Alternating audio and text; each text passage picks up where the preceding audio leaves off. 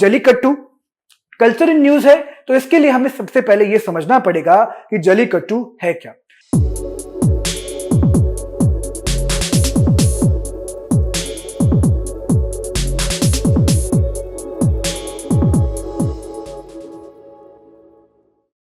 नमस्ते, welcome all to episode 2 of know our Bharat.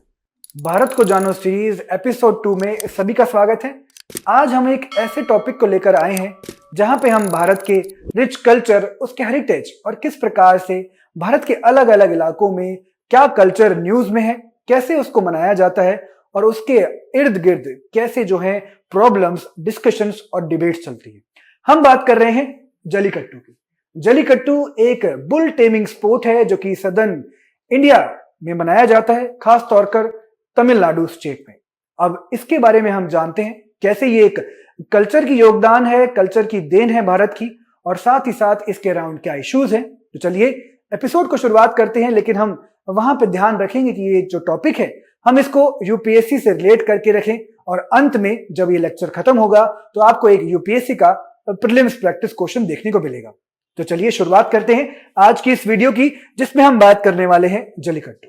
My name is मोहित और मेरे साथ आप कवर करते हैं तमाम हिस्टोरिकल जो भी इश्यूज हैं, उसके बारे में इंडिया को हम देखते हैं, समझते हैं कैसे भारत जो है वो अलग है, उसकी परंपराएं जो हैं वो काफी भिन्न है as compare to different developing nations या फिर डेवलप नेशंस।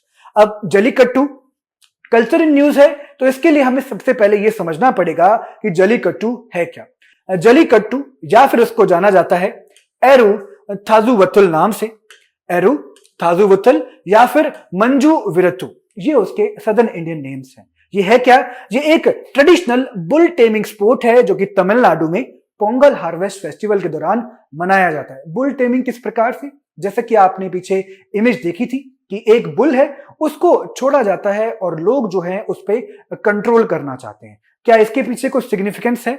बिल्कुल, इसके पीछे कल्चरल सिग्निफिकेंस है। ये तमिल कल्चर को सिग्निफाई करता है, उसकी एग्रेरियन प्राइड को दिखाता है पूरे देश को, और देश ही नहीं पूरे विश्व को। किस प्रकार से वो एक प्लेटफॉर्म की तरीके से पेश करता है जहां पर लोग आगे बढ़ चढ़कर अपना स्ट्रेंथ, वेलर और करेज बता सकते हैं। इसके बारे में चलिए कुछ और जानते हैं। इसका हिस्टोरिकल बैकग्राउंड क्या है? अगर एंशिएंट रूट्स के बारे में बात करें तो इसका जिक्र हमें सबसे पहले मिलता है कहां पर? संगम लिटरेचर में। संगम लिटरेचर उसी प्रकार से फेमस है जैसे नॉर्दर्न इंडिया में वैदिक लिटरेचर फेमस है। संगम लिटरेचर में तमाम सदर्न इंडिया के कल्चर के बारे में, रिच हेरिटेज के बारे में जिक्र किया गया है, और वहीं ये हमें जलीकट्टू जो है उसका भी जिक्र मिलता है। तो संगम लिटरेचर में इसका मेंशन है, तो मतलब ये बहुत पुराने काल से, समय से चलता आ रहा है, इवन 200 बीसी के आसपास। फिर हम बात करें, ये जो ट्रेडिशनली है ये एसोसिएटेड है रूरल और टेंपल फेस्टिवल से। जो साल भर में हार्वेस्ट फेस्टिवल होता है, मेला होता है, उस समय लोगों का एक जुड़ने का एक मौका मिलता है। ये अपने आप में सोशल हार्मनी को रिप्रेजेंट करता है और लोगों को एक समय पर इकट्ठा होकर उनमें यूनिटी और एकजुटता बढ़ाता है। उसके साथ साथ ये हमें कॉलोनियल एरा, यानी कि जब ब्रिटिश काल भारत में चल रहा था तो उस दौरान भी हमें काफी देखने को मिला। लेकिन जैसे जैसे ब्रिटिश काल आगे बढ़ा, उन्होंने इसको एनिमल्स के प्रति एक तरीके से प्रताड़ना या फिर एनिमल एक्सप्लॉयटेशन के रूप में देखा, तो वहां पर कुछ उन्होंने रेस्ट्रिक्शंस लगाने की कोशिश की।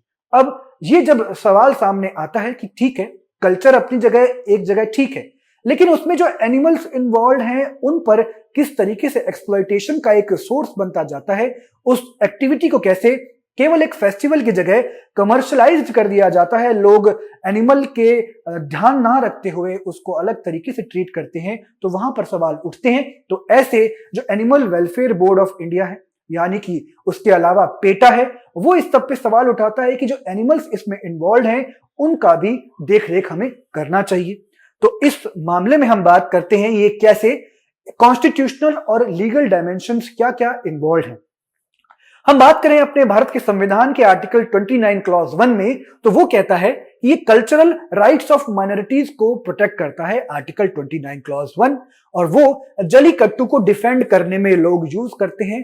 तमिल कल्चर के लोग हैं, सदर्न इंडिया के लोग हैं कि हमारे राइट्स जो हैं कल्चरल राइट्स हैं, ये it is related to religious freedom, तो आर्टिकल 25 से लेकर 30 तक जो हमारे संविधान में जिस बातों का जिक्र है तो उसके अंदर जलीकट्टू को डिफेंड किया जाता है। वहीं अगर आर्टिकल 48 की बात करें तो उसमें भी जो कि directive principle of state policy है, जो हमने आयरलैंड के कॉन्स्टिट्यूशन से बोरो किया था, वो आर्टिकल 48 कहता है कि हमें जो एनिमल ब्रीड्स हैं, इंडिजिनस एनिमल ब्रीड्स हैं, उन्हें प्रिजर्व करना चाहिए। और एक तरीके से देखा जाए तो जलीकट्टू जो फेस्टिवल है उसमें जो बुल्स यूज होते हैं वो इंडिजिनस ब्रीड होते हैं, मतलब कि भारत की खुद की बुल की प्रजातियां हैं, खुद की प्रजातियां हैं, तो ऐसे में हम उनको प्रिजर्व कर रहे हैं, तो हम अपना डीपीएसपी भी फॉलो कर रहे हैं। तो ये है उसके एक तरीके से फेवर में आर्गुमेंट। उसके बाद prevention of cruelty to animals act 1960 ये बताता है कि कैसे हमें एनिमल्स के प्रति क्रुएल्टी को रोकना है। तो उसके अंदर जो इसको अपोज करते हैं वो लोग इसका एग्जाम्पल देते हैं कि जो जलीकट्टू है वहां पर एनिमल्स को काफी एक्सप्लॉयटेशन फेस करना पड़ता है। अब इस मामले में सुप्रीम कोर्ट का क्या कहना है या फिर इसके अराउंड लीगल चैलेंजेस क्या है, ये आप मेंस के पेपर में मेंशन कर सकते हैं। चलिए उनको एक एक करके देखते हैं। लीगल बैटल्स की बात करें तो सबसे पहले 2009 में सुप्रीम कोर्ट ने जलीकट्टू को बैन कर दिया था, क्योंकि यहां पे क्रुएलिटी कंसर्न्स थे।